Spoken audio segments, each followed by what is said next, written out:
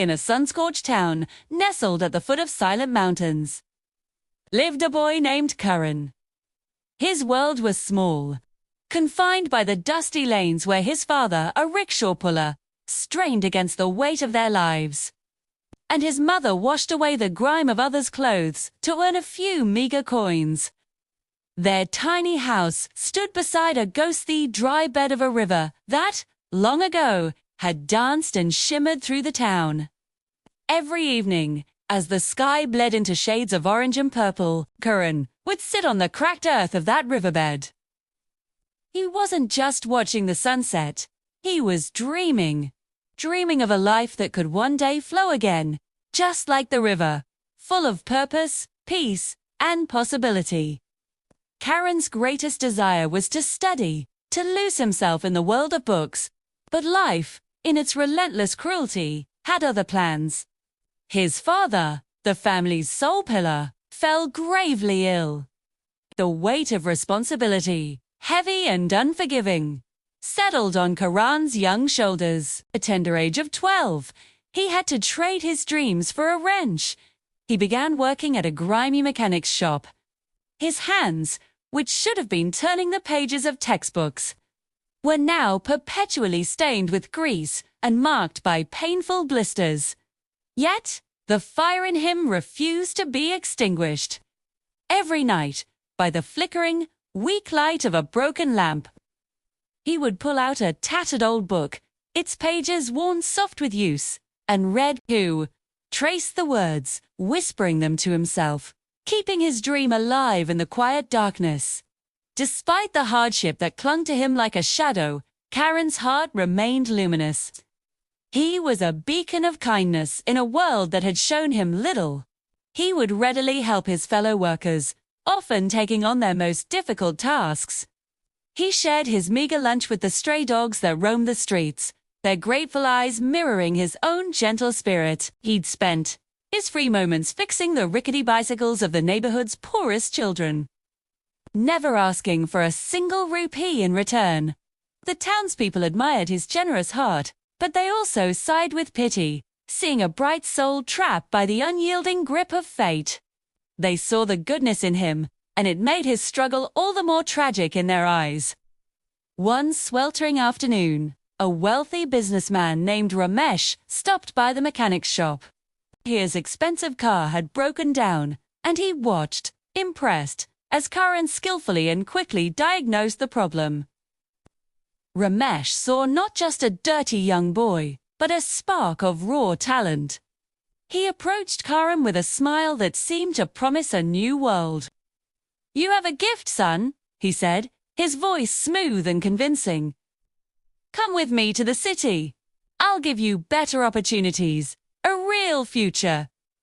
For Karan, these words were like the first drops of rain on his parched riverbed of dreams. He trusted Ramesh completely, believing this was the turning point he had been praying for. His life was finally changing. He packed his few belongings, his heart soaring with a hope so bright it almost hurt. But the shimmering city was not a haven, it was a cage. The better opportunities Ramesh had promised were a lie. As soon as they arrived, the kind facade dropped. Karan was forced to work grueling hours in a loud, suffocating workshop, with no pay. He was locked away in a small, dark room with other boys, all of them lured by the same false promises. They were prisoners, their hopes and dreams shackled by Ramesh's greed. For months, Karan endured this silent suffering. The vibrant boy who dreamed by the riverbed was fading, replaced by a hollow-eyed captive.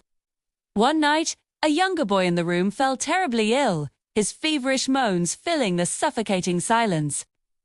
"Something inside," Karan snapped. He could not stand by and watch another life be destroyed. Fueled by a desperate courage, he found a metal rod and worked relentlessly until the rusty lock on their door broke. He helped the sick boy escape into the city's labyrinthine alleys, and then, under the cover of darkness, managed to flee himself. He ran and ran, not stopping until the city lights were a faint glow behind him. He returned to his town, exhausted, betrayed, and empty-handed, but he was alive. That betrayal carved a deep, painful wound in Karan's soul. But within that wound, a fire was ignited. Experience had shattered his innocence, but it had forged his will into steel. He made a solemn vow to himself. He would never again depend on the mercy of others. He would build his own future, brick by brick. He went back to what he knew. He started repairing old, discarded bicycles, saving every single coin he earned in a small tin box. With his meager savings, he bought new books and resumed his studies with a ferocious determination. With every passing year, his resolve grew stronger, his knowledge deeper. He not only passed his school examinations with flying colors, but went on to complete college. His hard work paid off when he earned a prestigious government scholarship to study mechanical engineering. The boy who once fixed bicycles was now learning how to design the machines that powered the world. Years flew by.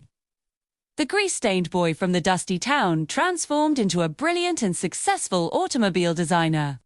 His innovative designs were celebrated, and his name became synonymous with excellence. Journalists flocked to write his story, with headlines like, "The Boy Who Fixed Bicycles and Built Cars." He became a symbol of hope, a testament to the power of perseverance, inspiring thousands of young people who felt trapped by their circumstances. But even amidst the dazzling success, the awards, and the accolades, Karan never forgot where he came from. He never forgot the boy who dreamed by the dry riverbed. His past was not a ghost to be exorcised. It was the foundation upon which he had built his life. One day, while visiting a city for work, he saw a familiar face in a crowd near a busy railway station. It was Ramesh.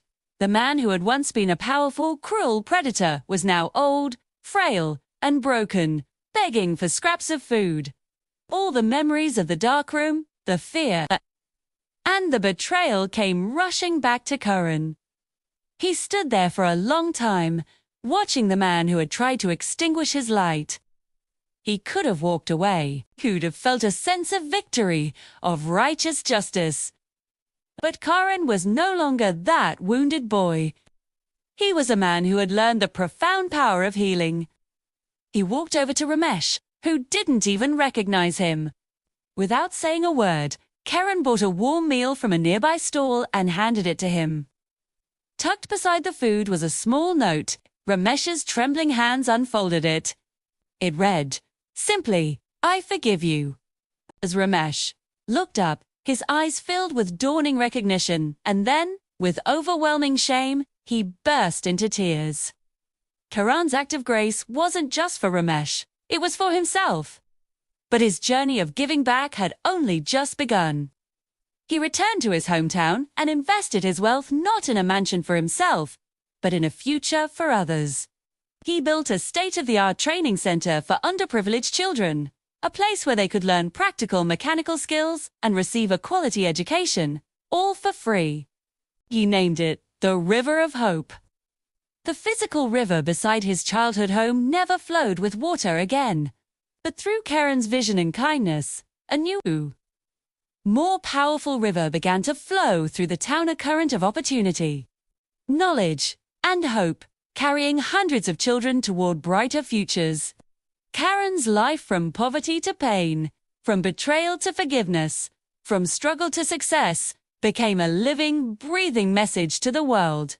A message that whispers to every person facing despair. No one is ever too poor to dream, and no wound is ever too deep to heal. Thank you so much for watching this story today.